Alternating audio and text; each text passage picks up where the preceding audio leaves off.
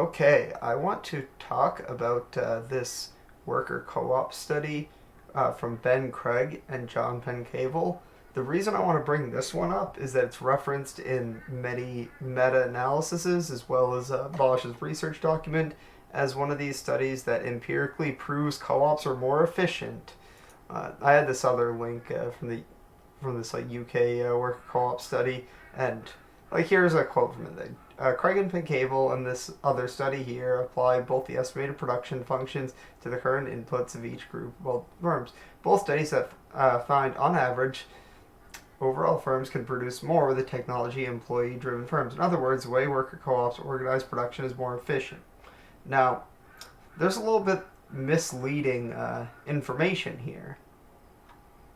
Now, when I go to, what is it, page 18, I think it was? Yeah, so here's the data from this, and here's this. There's two different ways that these will try to argue that co-ops are more efficient. One is they'll say the output is higher on worker co-ops.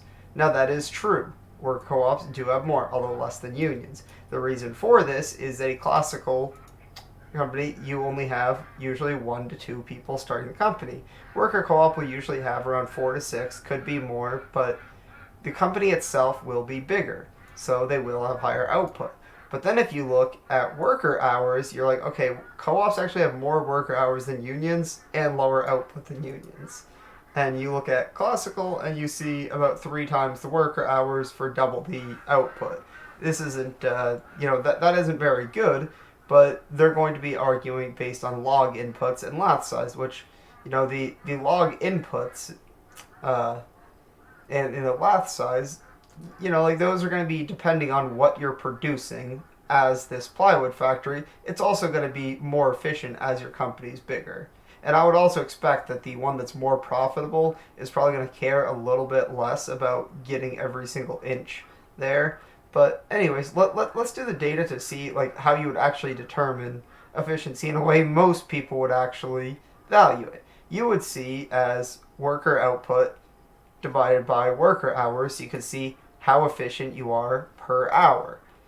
So if we take 135.8, divide it by 60.1, we get this number right here. I'll change that last number to a 5 to round up.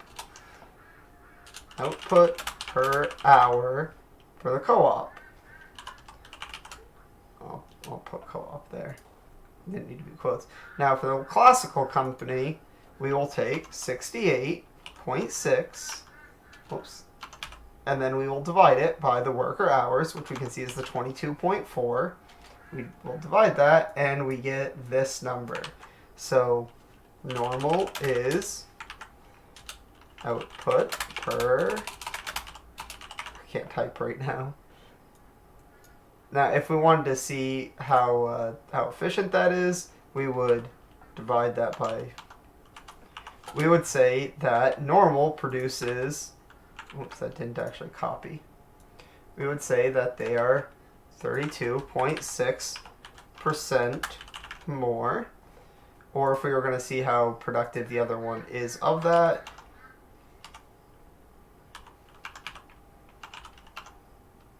we would say that it produces, oops, I know the Control-C won't work.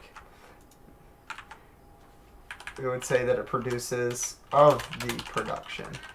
So you could say this in either way, that the normal produces, 30% more, or you could say that that produces 75% of the production.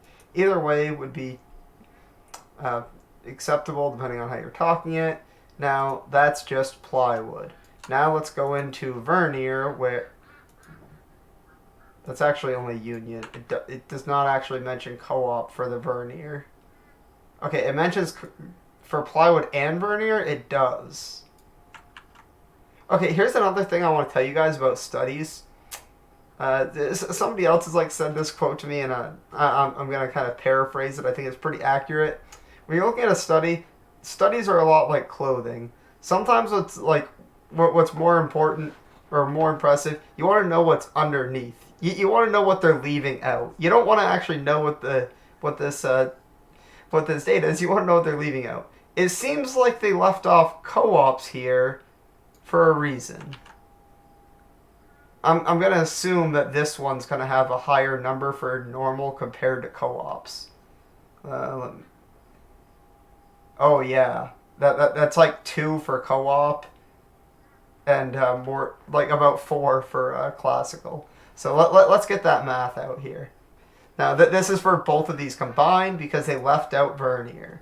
So 113.5 divided by 49.1, and we get this number here. So co-ops output per hour. Now for the classic one, let's go point this one up here, and we will take 51.6 divided by 12.2, and we get, oh, yeah,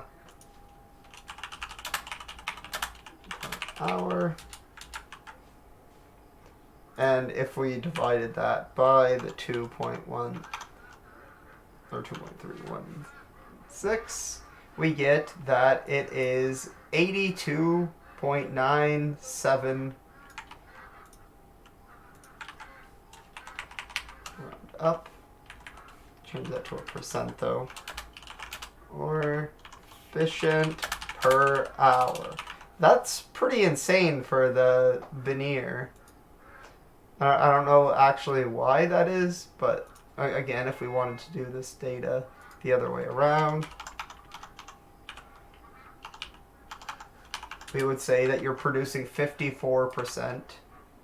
Let me get the full.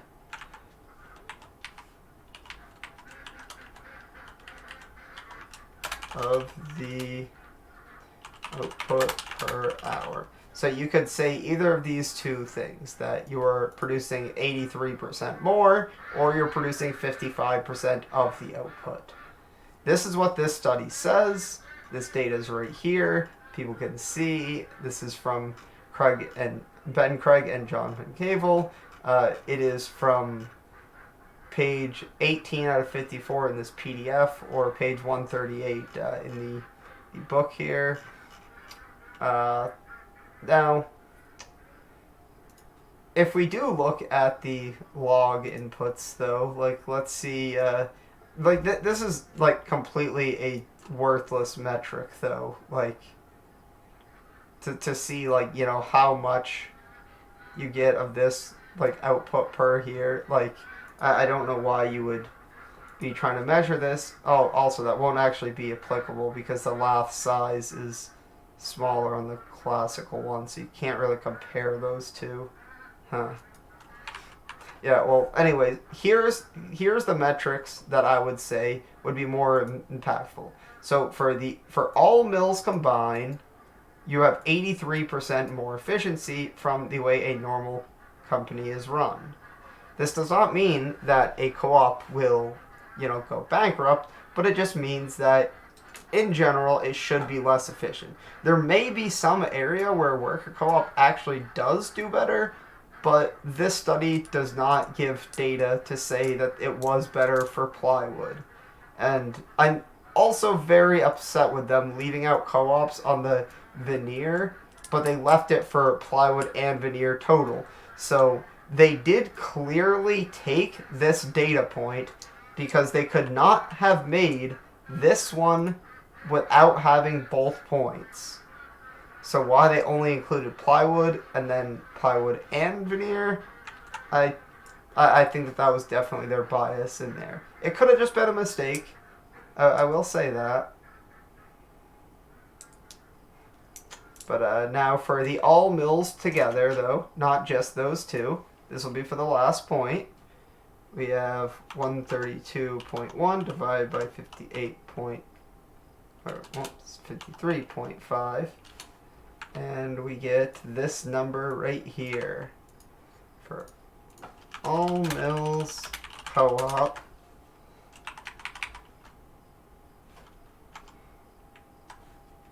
Now, when we look at classical co-op or classical organizations,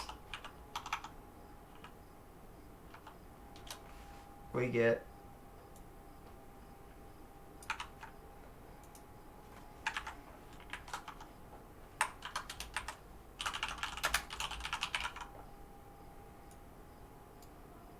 now, if we divide that by 2.4692, we can see that they got 21% more efficient.